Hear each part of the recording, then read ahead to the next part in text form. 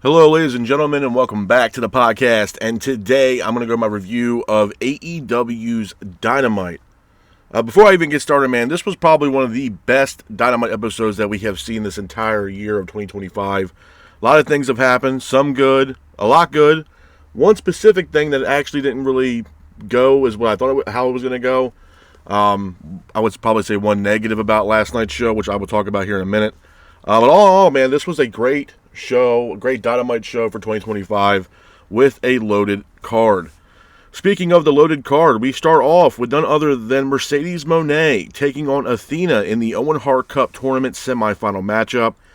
I thought this was a great match, man. Back and forth matchup between Athena and Moné, with Moné keeping the pace of the match. Athena then hits a step up enziguri on Moné. Moné then applies a statement maker on Athena, but the hold is broken. Athena then hits a stunner on the outside, taking out Moné. Athena and Moné both exchange in the middle of the ring, with Moné hitting a three amigos on the outside.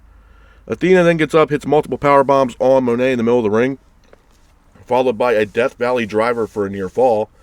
Athena then hits a power bomb off the apron on Moné, but Moné hits a roll up using the trunks of Athena, pins for the three, and your winner of the match and moving on in the Owen Hart Cup Tournament is Mercedes Moné, and she will face off against Jamie Hayter or Chris Statlander in the Owen Hart Cup Tournament final.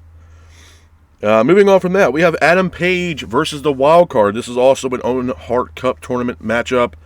Everybody was contemplating who the Wild Card was going to be. Was it going to be MJF? Was it going to be Jack Perry? And the person to answer the call is the debut of none other than Josh Alexander. Josh Alexander finally makes his AEW debut against Adam Page. The match itself, man, it was a good match. Back and forth matchup between Page and Alexander, with Alexander and Page both exchanging in the middle of the ring. Page then hits a fall-away slam on Alexander in the middle of the ring, followed by a running lariat off the ramp, taking out Alexander on the outside. Page then goes to the top rope, hits a moonsault to the outside, taking out Alexander. Page then gets in the ring, hits a Liger bomb on Alexander for a near fall. Alexander then gets up, applies an ankle lock on Page. The hold is broken. Page hits an enziguri on Alexander.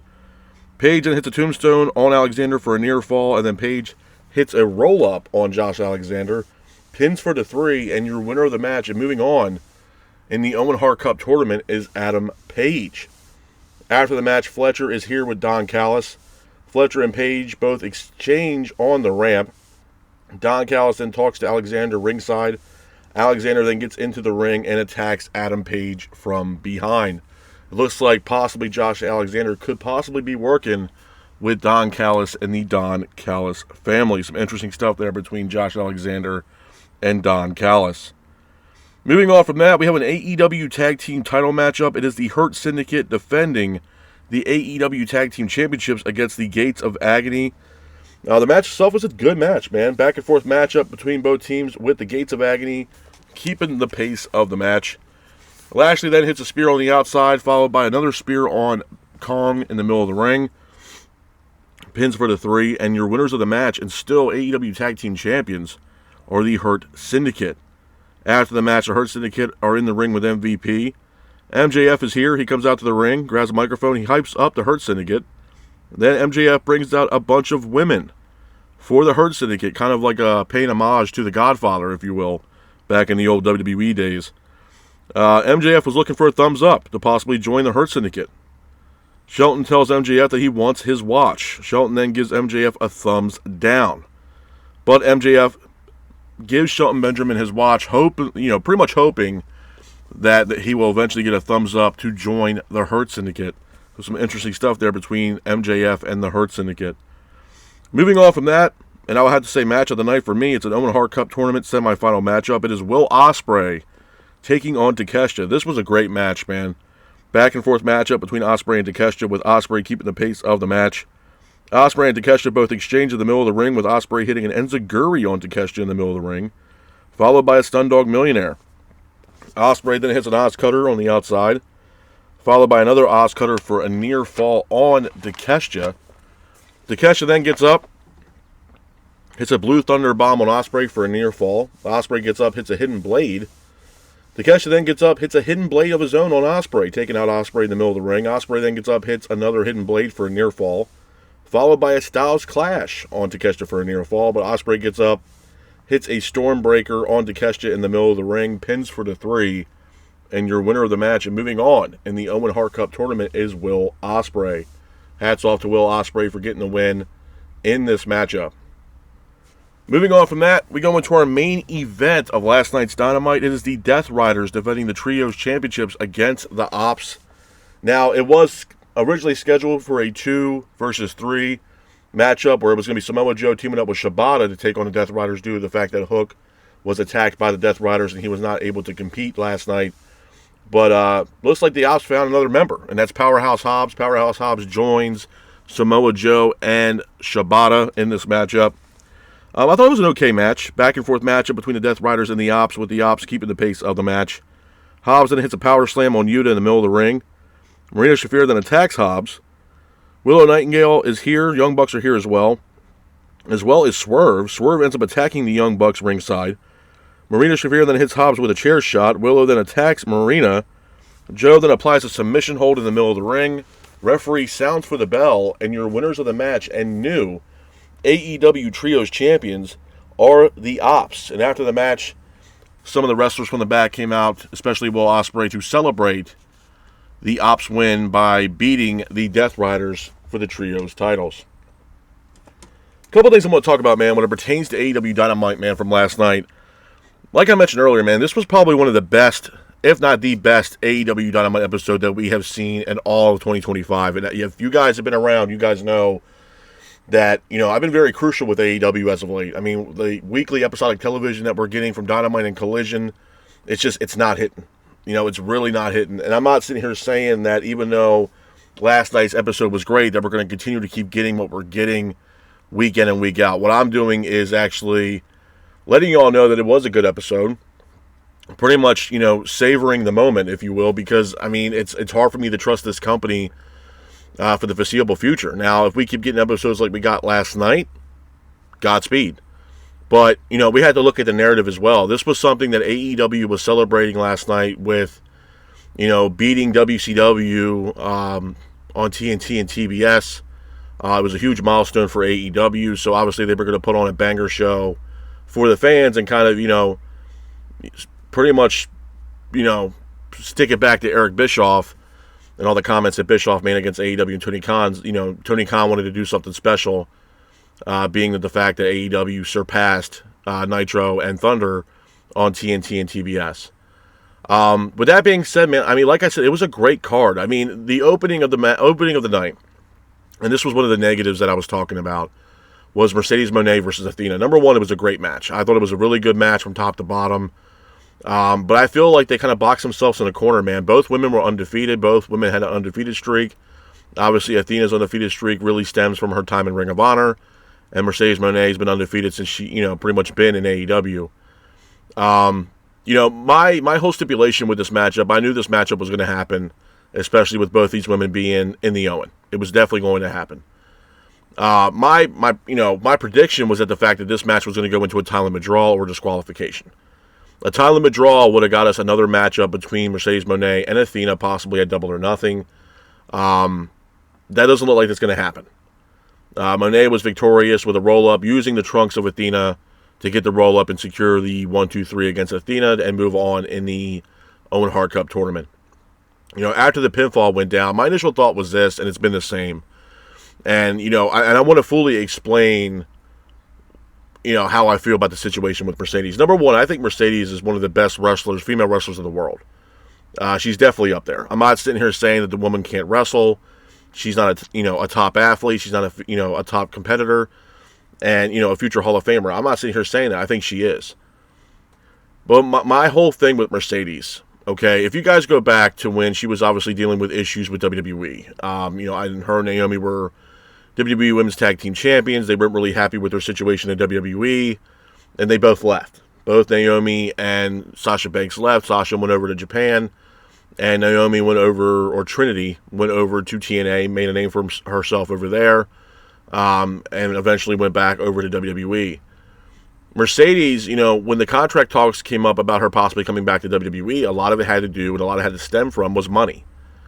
She wanted Becky Lynch and Charlotte Flair money when, there was multiple times where Sasha Banks didn't show up for work, or she was constantly complaining about this or that and the third. And, they weren't giving, WWE at the time really weren't willing to comply with giving Sasha Banks the money that she had asked for. So that didn't happen. And eventually she ended up showing up in AEW.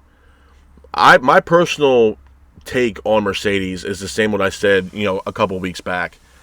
She is trying to do whatever she can to raise her stock right now in AEW to eventually go back over to WWE and get the contract that she wants with, the time on the contract, as well as, financially. She wants, to be paid very well from WWE to come back over.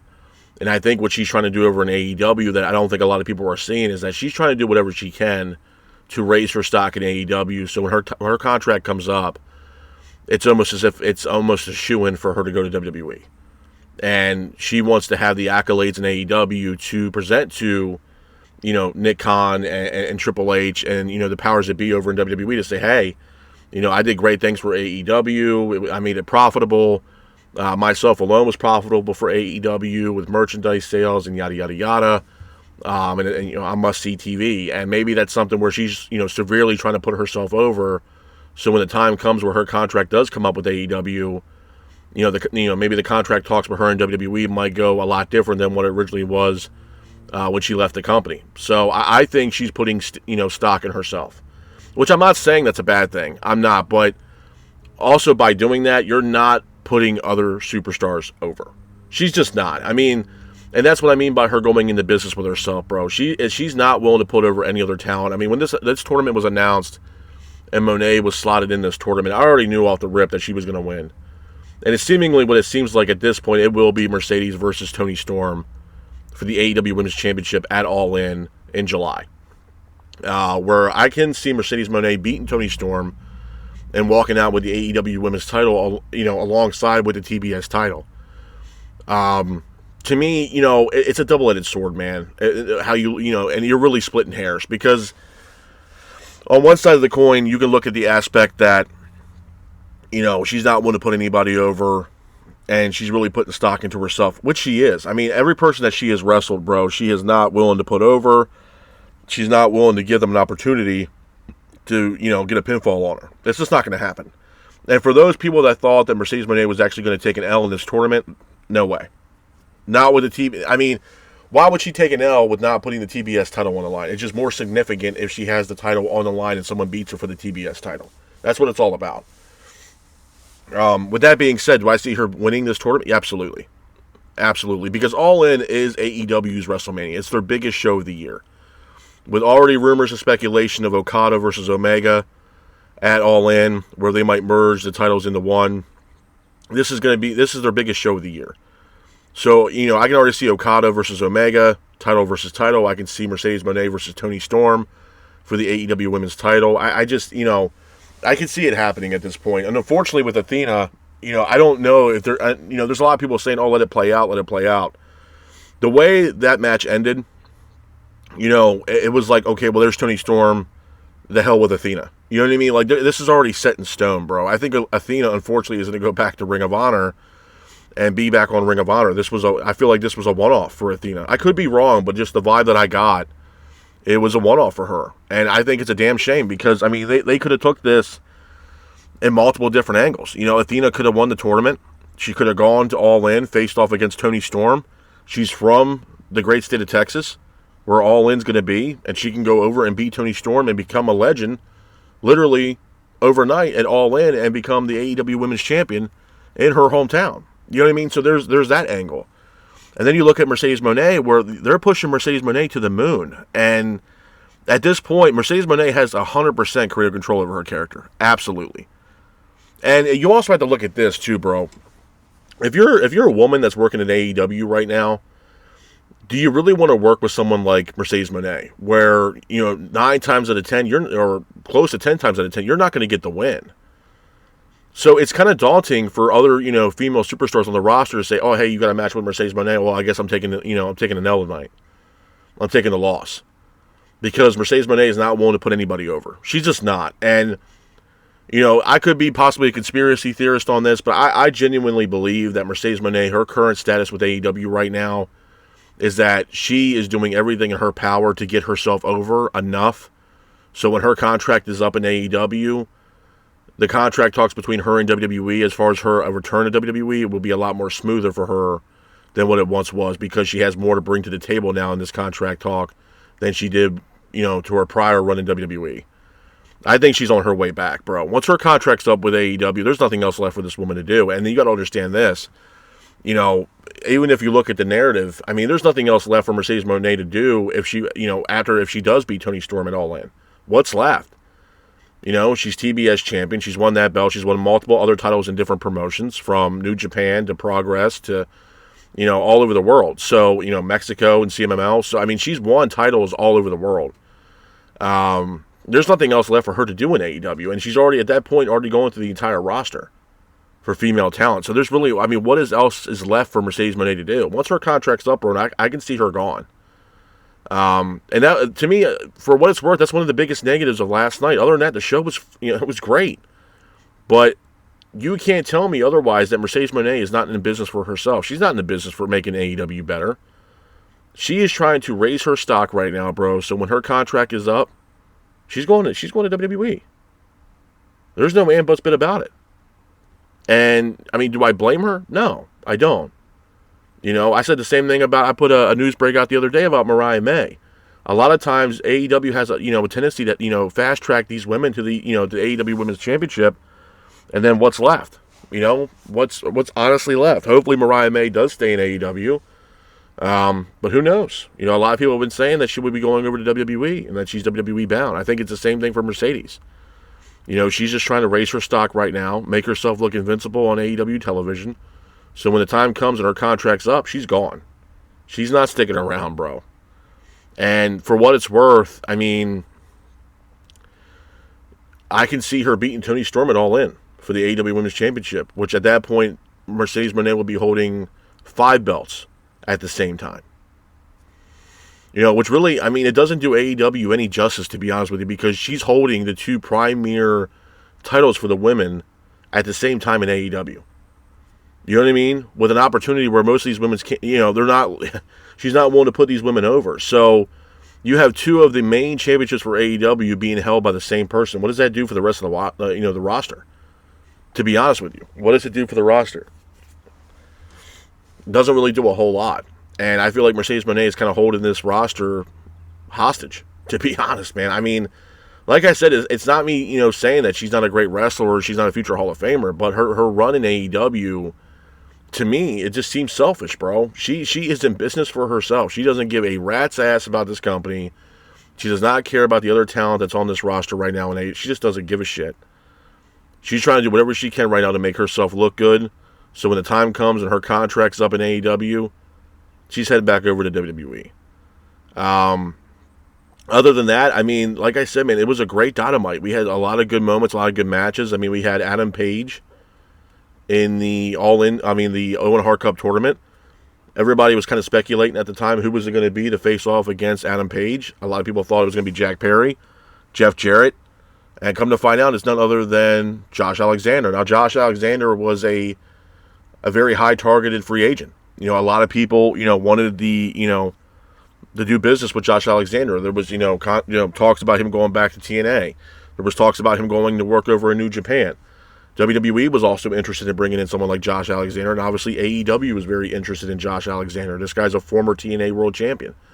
There was a lot of people that wanted him to go to NXT and reunite with Ethan Page as the North and what they were in TNA, and obviously that's not happening at the very moment. So I think it's a great acquisition for AEW to get a guy like Josh Alexander. My issue with this, though, is they brought in a guy like Josh Alexander last night to go up against Adam Page.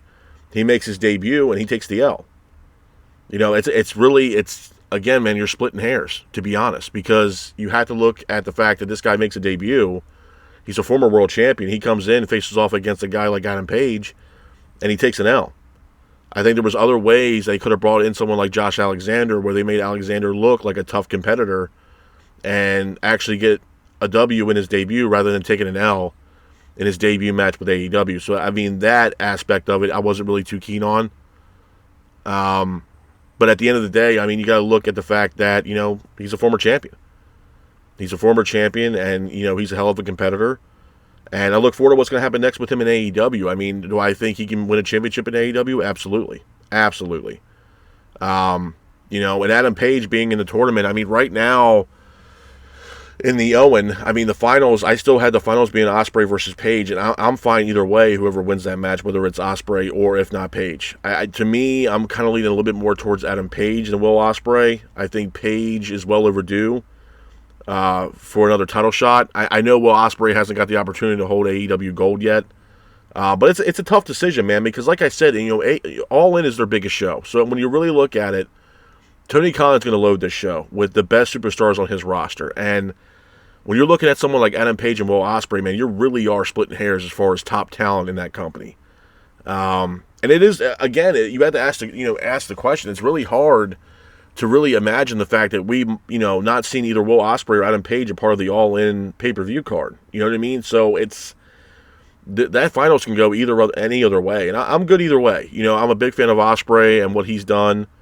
And Adam Page as well. Adam Page has done fantastic, shit in AEW. Absolutely. He's had some banger matches. He's had some great storylines in AEW, specifically with Swerve Strickland.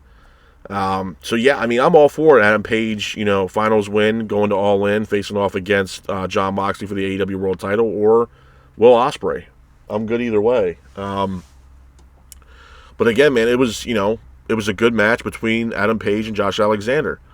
Then we get to Bobby Lashley and the Hurt Syndicate, going up against the Gates of Agony. Now, the Gates of Agony, for what it's worth, I forgot all about this tag team. I mean, we haven't seen the Gates of Agony in quite some time, in quite some, for a while. So, I think they made the return on last week's Collision, and, they look strong as ever, man. They really do. They look like a solid tag team. It's definitely something. I'm glad to see them back. I think AEW desperately needs tag teams like, what we got last night with the Gates of Agony. There's been rumors and speculation possibly about Gallows and Anderson making their way back over to AEW. I mean, if that's the case, bro, they desperately need these guys to build up this tag team division again, because at one time AEW had the best tag team division on the planet. Right now they got the worst tag team division on the planet. You also have the Authors of Pain, Akam and Razor. I mean, I from what I understand, they're still free agents. That's something maybe AEW is willing to entertain, to bring those guys in and be a part of the AEW tag team division. I'm all for it. They need bodies in the tag team division right now, bro. They just don't have it. They don't have it, and the tag team division is fucking awful right now at this point. But for what I will say, the Gates of Agony, I mean, they look strong, bro. They look like solid competitors. They look like they can be a force to be reckoned with within the tag team division, a division that's already weak as it is. So, yeah, I mean, and they really held their own, I think, against the Hurt Syndicate. I mean, the Hurt Syndicate right now are immensely over. Bobby Lashley and Shelton Benjamin are over immensely right now within AEW. That theme music hits, bro. You got the crowd chanting, "We hurt people." I mean, they are immensely over right now in AEW. They're one of the biggest draws in AEW right now. Fans want to see them. People are gravitated towards them. And they're pretty much the biggest baby faces in the company at the moment. So, yeah, I was all for it. I mean, then we see MJF come out at the end of the match. He's still trying to get in the good graces of Bobby Lashley and Shelton Benjamin to actually put himself into the Hurt Syndicate. My biggest thing with MJF and the Hurt Syndicate, man, is I don't know how this is going to play out. And what I mean by this is, what is the end game here with the Hurt Syndicate? Are they really going to help Max get to the Triple B? Are they actually going to bring Max in to be a part of the Hurt Syndicate? I know there's been rumors and speculation about Cedric Alexander possibly making his way over to AEW to join the Hurt Syndicate. So I don't know how this is going to play out with Max. I don't know what they're going to have, or when are they going to give Max the thumbs up to join them. Seemingly, it looks like Shelton Benjamin is starting to, kind of accept MJF, or Bobby Lashley's still on the fence. Is this something where we're setting up a possible matchup here between Bobby Lashley and MJF? And I think that's the biggest takeaway from this. I'm all for the story that we have here with MJF and the Hurt Syndicate. I'm just trying to see where this is going to go. What is the end game here, and how is this going to work between MJF and the Hurt Syndicate? And that's my biggest takeaway from this, because with MJF, I mean, the whole goal was him to get back to Triple B, and what better way to do that than to be a part of the Owen Hart Cup tournament, where if you go to the finals and win it, you get an automatic title shot against the AEW World Champion. Well, MJF didn't want to be a part of this year's Owen to get himself in the conversation to be, the number one contender for the AEW World title. So, I don't know how it's going to go. It's definitely intriguing. It's definitely something that, I keep an eye on as far as what's going to happen here between MJF and the Hurt Syndicate. But we'll see. Obviously this is going to play out for the next couple of weeks. Hopefully we get some kind of decision here made between MJF and the Hurt Syndicate. If MJF happens to join the Hurt Syndicate, it's going to be very interesting to see how this plays out with MJF being a part of another stable such as the Hurt Syndicate. So, because to me the Hurt Syndicate are already good on their own. They're immensely over, so I don't think they need, someone like MJF. But we're going to see how it plays out, man. I mean, for all intents and purposes, I'm all for it. I think it would be absolutely awesome to see him join the Hurt Syndicate. But we'll see how it plays out. I'm definitely going to be interested in seeing how it's going to play out, and hopefully we get some more insight on this in the next couple weeks with AEW. We also get Will Ospreay versus Takeshita, man. Will Ospreay and Takeshita, let me tell you something, man. These two guys are the best definition I can give to somebody as far as what a pro wrestler should be. Ospreay is by far the best wrestler on the fucking planet right now. And I made jokes about it, and I said this guy can have a 5-star match with a loaf of bread in the middle of the ring, and it'd be a 5-star match. Ospreay has yet to disappoint me in AEW. I mean, the guy has incredible matches, incredible moments, and you look at someone like Takeshita, and I might have mentioned this a while back ago, but Takeshita gives me a lot of vibes from Masahiro Chono. Now, if you guys don't know who Masahiro Chono is, he was a big name in New Japan. He also made a decent name for himself over in WCW. He's a multi-time world champion. He gives me Masahiro Chono vibes with Takeshita. Takeshita, I mean, Christ, bro, that guy can wrestle. Takeshita, you can build a roster around Takeshita, hands down. Takeshita, and he's still young, man. He still has a lot of time left in his wrestling career, and he is just hitting on all cylinders. And, the matchup he had last night with Will Ospreay, once again, bro, it was a banger match. I mean, you can't tell me, like, you watch, and I literally told my wife this last night, and, we were watching the match together, and, she's kind of new to the wrestling world, if you will, but she's willing to learn. And I told her, I said, I've been watching wrestling for a long time, since I was 7 or 8 years old, and you look at a Will Ospreay and a Takeshita match, and as, I was sitting there thinking to myself, I was like, man, what does this remind me of? And I'm not saying, and don't get me wrong, when I say this, I'm not saying that these guys are better than Takeshita and Will Ospreay or whatever. I'm not saying that.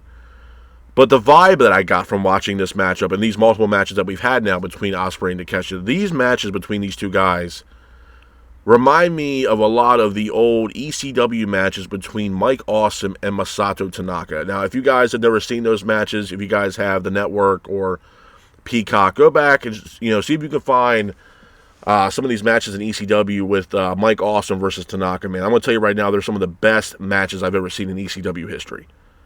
And those guys have had a history, bro. Those guys used to wrestle over in FMW, and they wrestled multiple times in ECW. And those guys had banger matches, barn burner matches. And that's what the vibe I got from watching Takeshita versus Ospreay last night, bro. It has a lot of similarities between the four guys. I mean, there's credit ECW is a little bit more hardcore than AEW, but I mean, Tanaka and Mike Awesome used to beat the shit out of each other in ECW. I mean, from the table spots to everything else. I mean, those guys beat the piss out of one another. And then you look at someone like Will Ospreay and Takeshita, and it's like, man, I mean, look how many times, if you watch that match last night, from the Blue Thunder Bombs to the Os Cutters, I mean, these guys were, not even getting 2 counts in some of these moves. And they were going at it. And it was a great fucking match. I mean, you can't ask for a better match. So when you look at someone and say, oh, you know what, if you could pick out one match off the top of your head right now that you would, a fan trying to get into wrestling and trying to figure out, if they like wrestling, what match would you tell them? I would say I would put Ospreay and Takeshita on the list. I mean, those guys, bro, they are the future of AEW, hands down. And if nobody can see that, then you're watching the wrong company. And I'm not going to sit here and say that, on any given night that Takeshita can't beat Will Ospreay. No, he can. Absolutely can. Multiple times. And Will Ospreay right now is probably the best wrestler on the planet right now. And, these guys just tear the house down, bro. This was match of the night for me last night on Dynamite in the Owen Hart Cup tournament semifinal matchup. Ospreay got the victory. He's going to be moving on. But it was a great match, bro. I mean, honestly. And hats off to Takeshita, man. Takeshita, to me, is one of the most underrated talents on AEW's roster right now, hands down. He is severely underrated. And, and maybe saying that he's Masahiro Chono or reminds me of Masahiro Chono is, a lot of praise. But, bro, you got to put him in the conversation. I'm not going to sit here and say the guy's a Great Muta. The Great Muta is one of my all-time favorites. But Takeshita is up there. Takeshita has a lot of talent, and he's just a brute in the ring, bro. He's not there to play games. He's in there to beat the piss out of you. And that's one of the things I respect the hell out of Takeshita for, man. Takeshita, he's going to put on one hell of a match, whether you like the guy or not. And with him working with Don Callis, it just works, bro. Don Callis is the mouthpiece for Takeshita. And that stable, I mean, it's heating up. You got Kyle Fletcher, you got Mark Davis, you got Takeshita, you got possibly Josh Alexander possibly joining the Don Callis family after what happened last night. I mean, the stable is cooking. The Don Callis family is cooking right now. And for Takeshita and working with Don Callis, like I said, man, it just works. With him being the mouthpiece for Takeshita, I mean, at this moment, I mean, Don Callis is trying to be the next Bobby Heenan at this point. I mean, that's a lot of praise because there is only one Bobby Heenan. But, I mean, you got to give the guy credit. He knows talent. Kyle Fletcher is, again, severely underrated. Severely underrated. That matchup between Adam Page and Kyle Fletcher is going to be an absolute banger match. Those guys are going to tear the fucking house down. And the matches you would see, even with Kyle Fletcher versus Will Ospreay, have been banger matches. I mean, look at that fucking steel cage match these guys just had at Revolution. I mean, they beat the piss out of one another, bro. And this at that point, if I'm not mistaken, that was the second match between Ospreay and Fletcher, where both of these matches between Fletcher and Ospreay were absolutely incredible. So imagine what we can see between the likes of an Adam Page taking on Kyle Fletcher. It's going to be absolutely incredible, man. And, for what it's worth, I mean, like I said, Don Callis family, it's cooking. It's absolutely cooking. And, with Josh Alexander possibly joining the Don Callis family, I'm all for it, man. Can you imagine a stable with Kyle Fletcher, Josh Alexander, and Takeshita all under one team? Wow. You can't go wrong, bro. I even said the same thing, when I was watching Dynamite last night. And I'm all for this as well, by the way. I know there's been rumors of speculation that AEW is in talks, if you will, to have Omega versus Okada at All In, title versus title, where they merge the title. Great. I'm all for that. I would not be opposed if AEW actually created an AEW Cruiserweight Championship. Absolutely not. Absolutely not. And honestly, for what that's worth, if we had to merge two titles into one and we get rid of the trios titles, and we bring in the Cruiserweight Championship, I'm all for that too. I appreciate the ops and what they did last night, which I'll talk about here in a second. But with all due respect to them, the trios championships mean jack shit for AEW. The international title and the continental title. The continental title means absolutely jack shit for AEW as well. Those two championship titles, the trios and the continental title, it means absolutely fucking nothing for AEW. Absolutely nothing. I think AEW would do great with a Cruiserweight Championship. Absolutely. Absolutely. Because you have guys on the roster like an Adam Cole, a Kyle O'Reilly, Roderick Strong, Kyle Fletcher, Darby Allin. Some of these, smaller guys that are not like Powerhouse Hobbs or Brian Cage or Lance Archer that can go after the AEW Cruiserweight Championship and put on banger matches. Absolutely. And those matches, I mean, if Tony Khan's a big fan of WCW, I mean, if you guys go back and watch some of those WCW pay-per-views from, 95 until 97, 98, a lot of the times the opening match for these pay-per-views were Cruiserweight matches. You would see the likes of a Dean Malenko or Billy Kidman or Eddie Guerrero or Rey Mysterio, Psychosis. We would see all these Cruiserweights start the show, and usually sometimes The cruiserweight matches that open up the card for these pay-per-views in WCW back in the day were almost better, if not better, than the main event was. So I think AEW would do great, absolutely fantastic with a cruiserweight championship. Absolutely. Absolutely. I would get rid of the trios titles, and I would get rid of, the Continental title. I would merge both those titles into one, and AEW has an Intercontinental Championship. That's exactly what I would do. So they have, the AEW title, TNT title, and Cruiserweight Championship, and call it a day. You know what I mean? The trios titles mean absolutely jack shit for AEW.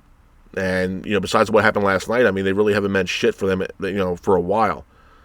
But yeah, like I said, bro, Will Ospreay, Takeshita, solid match. And then we get to the main event, where the Ops take on the Death Riders for the trios titles. Now, originally it was supposed to be the entire stable of the Ops. It was supposed to be Samoa Joe, Hook, and Shibata. Hook was taken out by the Death Riders, and this match turned into a 2-on-3 matchup for the trios titles. Samoa Joe and the Ops walk out to the ring, and they are greeted by Powerhouse Hobbs. Hobbs joins them, and they pretty much beat the hell out of the Death Riders. And they end up walking out last night the new trios champions. You have a lot of people on the roster. The Dark Order come out with Silver and Reynolds and Evil Uno and Will Ospreay, and everybody celebrating in the middle of the ring the fact that the Ops got the title, the trios championships. I'm all for it, man. I'm absolutely all for it, and maybe hopefully this is signs to come. Hopefully this is the downfall, the slow downfall, if you will, of the Death Riders, because the Death Riders are ultimately the death of AEW. Absolutely the death of AEW, and it's just bringing the company down, bro. Nobody's invested even remotely close to this Death Rider situation. The people are done, and they're sick and tired of this shit with the Death Riders. They're done. And, my thing is, and I thought about this the other day, and I was having a conversation with my wife about this, and, she asked me, she's like, well, what does this do for Jon Moxley once the Death Rider situation's over? I said, honestly, for what it's worth, I don't know if the Death Rider situation is really helping Jon Moxley at all right now in AEW, and it could be to a point where once this is all said and done, people are going to get tired of seeing Jon Moxley on AEW television, man, because ultimately this guy is killing the company. He's definitely a part in it. So I think the praise that Jon Moxley once had in AEW and how he was the savior of AEW and he was the guy, I think once this Death Rider shit's over and Jon Moxley's on his own, I think people are really going to not really give a shit about Jon Moxley after this because they're tired of seeing him. The Death Rider shit ain't working. People are getting tired of seeing that. And it's just a total mess. Even during this matchup, bro, you see so many people come out to the ring, and the Young Bucks come out, and who knows what the hell is going on? Are they going to help the Ops? Are they going to help the Death Riders? And then they're attacked by Swerve, and Swerve told him that it's buck hunting season. And when he sees you and he catches you slipping, that's where he's going to get you. And that's exactly what happened last night. He caught them slipping. Swerve beat the piss out of Matt and Nick Jackson last night to send a message to the Young Bucks. Now, I could totally see a matchup, and this is where, again, this falls into the Owen, where Paige does lose against Will Ospreay in the Owen, and it's Will Ospreay versus Jon Moxley at All In. And then we get a tag team matchup, possibly between Swerve teaming up with Paige for the first time to take on the Young Bucks, possibly at Double or Nothing, or possibly at All In. So, there's a lot of up in the air at the moment. But what I will say was I'm happy that the Death Riders lost the trios titles, absolutely. Even though the titles mean jack shit, I was happy they lost. Hopefully it's signs to come, and hopefully it's a sign that Tony Khan pretty much told the fans that, hey, the tide's starting to turn now, and we're starting to get away from the Death Riders, because if not, bro, it's chalked. I told you guys this multiple times, man. It's just, the Death Riders are ultimately the death of AEW. That's just the way it is. It's not panning out. It's not working. And whatever story they once had, or whatever story they thought they were creating, it fell flat. Literally instantly. It didn't do a damn thing. And this is something also where a storyline where people are like, oh, let it fester, let it marinate.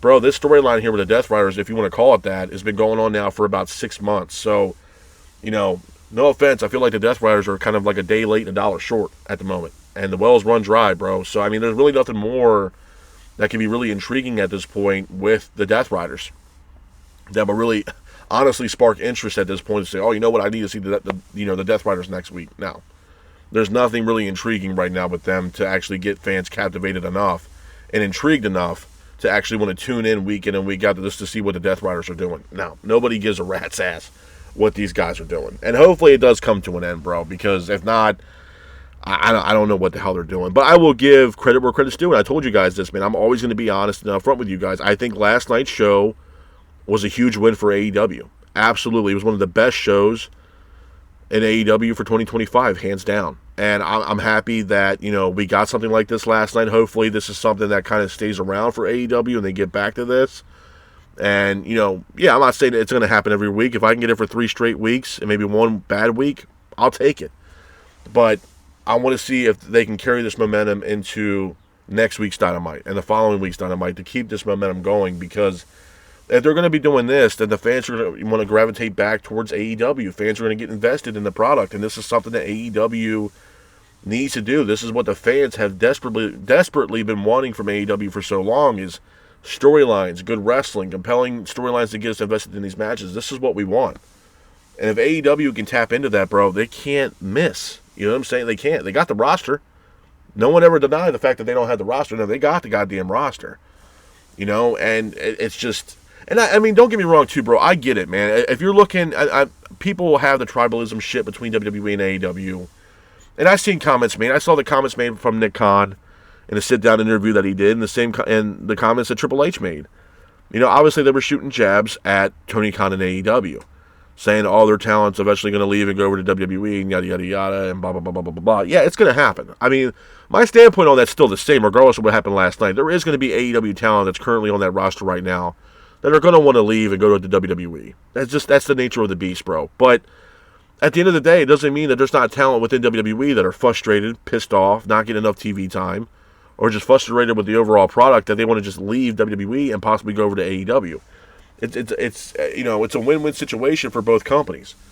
WWE is still in the same boat, and for what it's worth, these past couple of Raws and SmackDowns for WWE have not been the greatest, to be honest. So it's not like, I mean, there's people saying that SmackDown is kind of shit at this point. So it's not like WWE is doing a whole lot better than AEW, at least in the past couple of weeks. I mean, yeah, they're continuing storylines and everything else leading us up to WrestleMania, but there's nothing that's captivating and shocking besides the John Cena shit. So, I mean, it's really a double-edged sword, bro. And, WrestleMania this year, the people that I talk to that have been doing this for quite some time, they said the same thing that I've been saying, that it feels lackluster. It feels like, there was something that was supposed to happen for this year's WrestleMania, but shit happened backstage or behind closed doors, and that's not going to happen. And, to me, and to the people that I talk to, they don't even think that this year's WrestleMania is even going to come close with the feeling of what we got last year.